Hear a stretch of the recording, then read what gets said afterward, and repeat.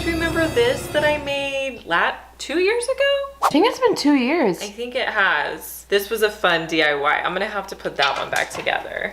I grabbed one of these pumpkin wreath forms at Dollar Tree. You're also going to need some twine as well. So I started with my twine at the very top. I'm gonna hot glue it on, and then I'm just going to start wrapping it around the top portion to cover my stem. Next, I wanted to wrap the outer portion of my wreath. So I'm just going to wrap it around, hot gluing periodically.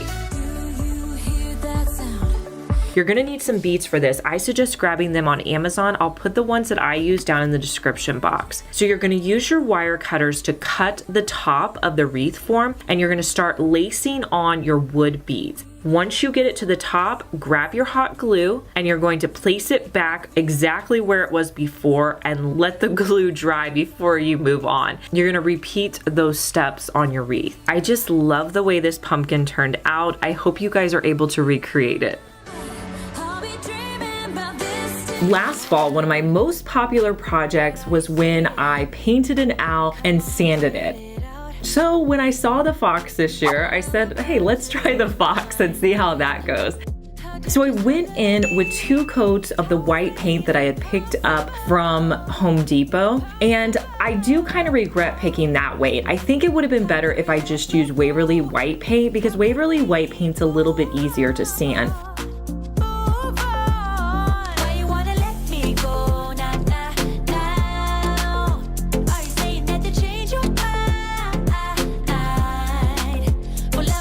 Once it has a chance to dry, you're gonna come back in with sandpaper and you're gonna pull off all the details so that you can see the details in the ears, the nose, the eyes, around the tail, and it just kind of makes a cute little figurine.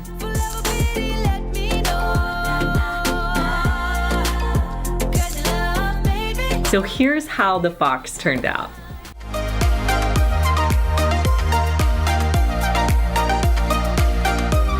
For this next project, you're gonna need 2 of the orange jars and some fairy lights. Let's start with the lids. So I'm gonna use some acrylic paint and paint the lids with 2 coats of a brown paint.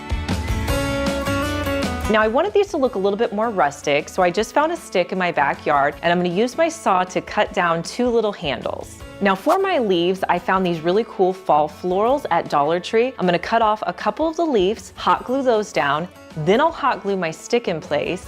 And then to make it look a little bit more rustic and realistic, I'll add in some Spanish moss.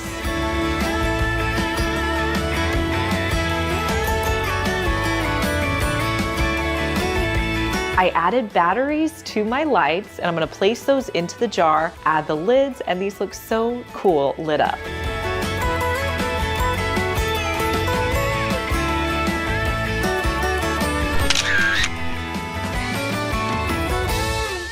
What you're gonna need is 3 wood cutouts from Dollar Tree. You're also going to need something to hang them. I found these really awesome macrame hangers at Dollar Tree. You also need some fall paint. So go to Sherwin-Williams or Home Depot and pick out some fall colors that you love, that you wanna use in your crafts this year, and then get inexpensive paint samples. They're perfect to use in all your DIY crafts. Grab some wood filler and fill the holes on your wood cutouts.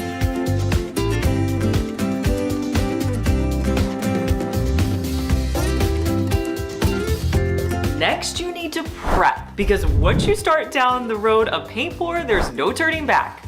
Okay, that's a little dramatic, but you want to get all your supplies out. So I'm going to open the top of all of my paints, line them up. I'm also going to get out 3 disposable cups. You also want to use gloves because this is going to get messy. Next, I'm going to pour my paint into the disposable cups. You just want to pour a little bit in each cup, and remember, however much paint you put in there, that's going to be the main color on your item. So if you like a color more than others, just pour them depending on which color you want to see the most on your paint pour.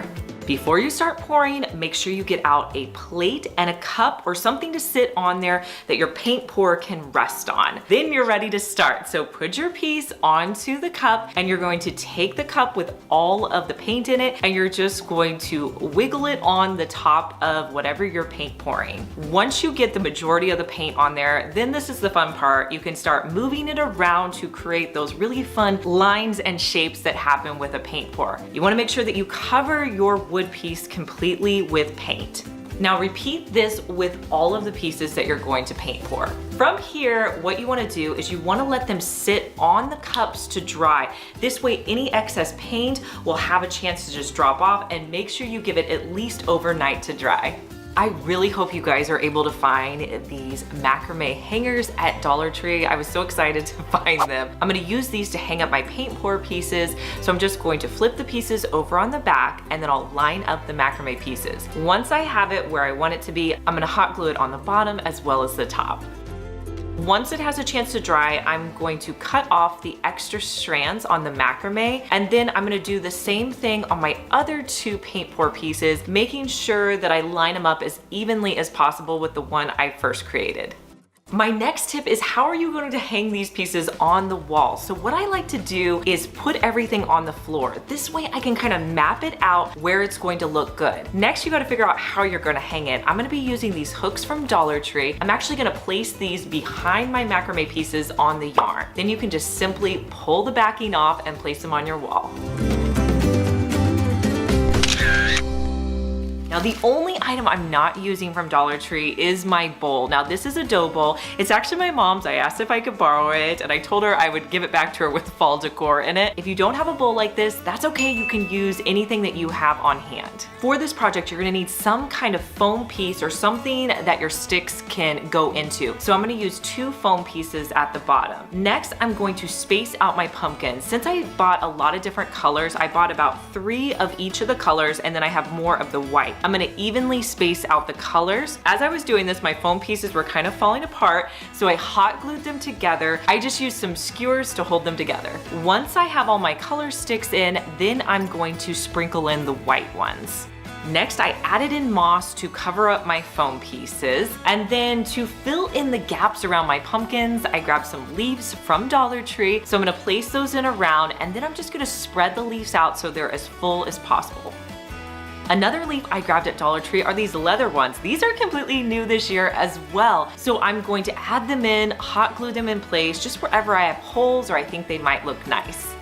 This is probably the most colorful centerpiece I put together. I think it looks awesome on my table.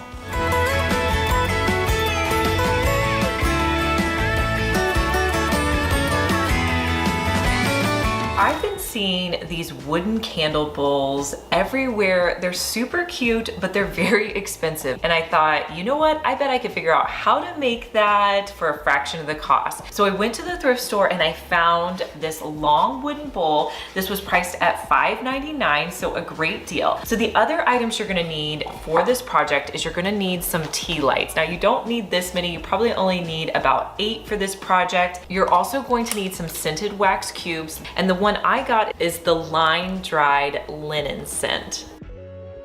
Now, if you have an old pot, that works best. This is one that I've melted candle wax in before. I'm gonna melt 4 of the value packs.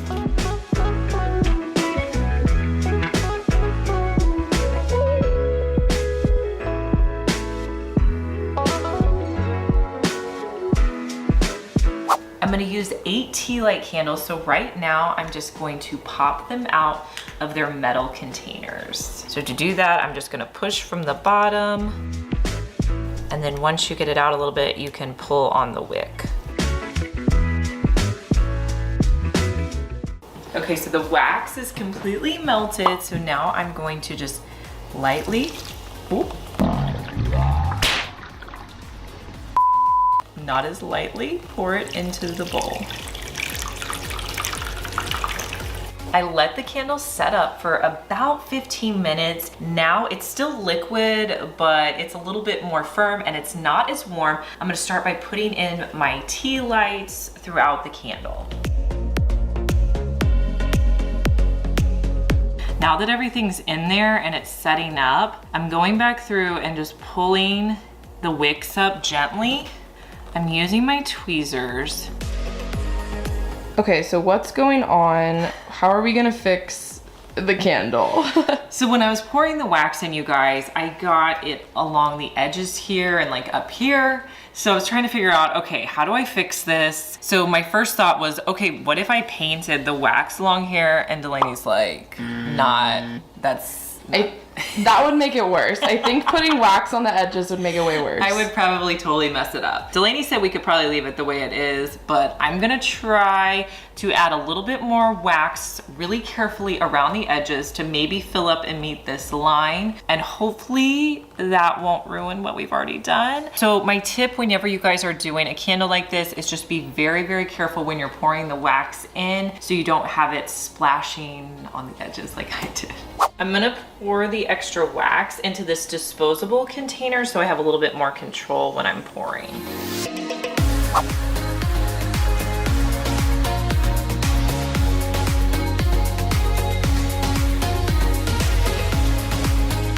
Okay, so I'm gonna let this set up. I feel like it's a little bit higher. We're not going to touch it until it's completely dry. I let the candle sit for about an hour and I am super impressed with it. I think it looks great. It's not perfect, but I love it. I'm gonna light all of the wicks.